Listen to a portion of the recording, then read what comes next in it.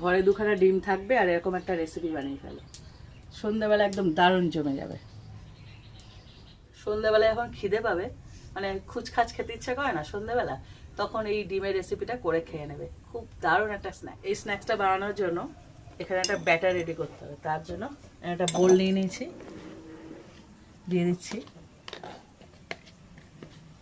এখানে বেসন দিলাম, এবং একটা কাপের 1 কাপ, চালের গুঁড়ো 4 ভাগের 1 ভাগ, কাঁচা লঙ্কা কুচি, পেঁয়াজ কুচি, স্বাদ অনুযায়ী লবণ, সামান্য হলুদ গুঁড়ো, অল্প একটু লঙ্কার গুঁড়ো, ভাজা জিরে গুঁড়ো 1 চামচ, কয়েকটা রসুন এভাবে গ্রেট করে দিয়ে দেবো।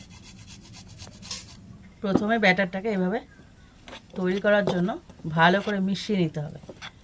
শুকনো মিশিয়ে নিয়ে এবারে আস্তে আস্তে জলটা দিতে হবে, অল্প অল্প করে। একটা ঘন ব্যাটার তৈরি করতে হবে। ঠিক এরকম একটা ঘন ব্যাটার তৈরি করতে হবে। শেষে দিয়ে দেবো, একটা দারুণ ফ্লেভার দেবে, তার জন্য দিয়ে দেবো কসুরি মেথি। এটা দিলে ফ্লেভারটা খুব ভালো দেবে। এবার এটাকে মিশিয়ে ভালো করে ফেটিয়ে নিতে হবে। এখানে সেদ্ধ করা ডিম নিয়েছি, ডিমগুলোকে 2 ভাগ করে নেব, না 4 ভাগ করে নেব।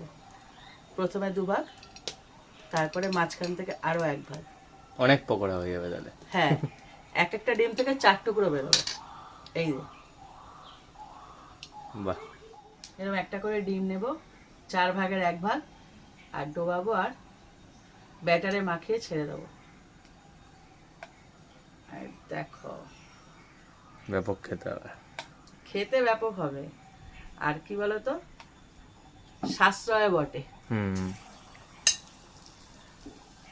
তোমরা চাইলে গোটা গোটাও করতে পারো, তবে গোটা গোটা করলে কিন্তু ফাটার চান্স থাকে। আমার ভাগ করেও ফেটেছে। এই যে এর আগে যখন এরকম একটা রেসিপি শেয়ার করেছি, তখন এত এক্সপেরিয়েন্স সুন্দর আছে ওর, ও যে ভয়েই মরে যাচ্ছে আজকে। এখনো স্পষ্ট দাগ আছে, মানে সেই আতঙ্ক এখনো ওকে তাড়া করে বেড়াচ্ছে। এক খাবলা তেল ভরে গেছিল পায়ে। হ্যাঁ, পুরো ফোসকা পড়ে গেছে, এটা সত্যি কথা। এবার বলো আমি কি করে জানবো ডিম ফাটবে? ডিম ফাটে। দেখো পকোড়াগুলো একদম সুন্দর করে ভেজে নিয়েছি, ক্রিস্পি একদম। এইরকম সন্ধ্যেবেলা এরকম নেবে, সাথে 1 কাপ গরম গরম কফি অথবা চা নেবে, টিভির সামনে বসে যাবে, সোফায় বসে একদম সন্ধ্যেটা জমিয়ে দিলাম, তাই তো? দেখো একটা ডিম থেকে 4 খানা বেরিয়েছে, 2টো ডিমে 8 খানা হয়ে যাবে। যে কজন সদস্য থাকবে মন ভরে খেতে পারবে কিন্তু। হ্যাঁ, ব্যাস, আর কি চাই?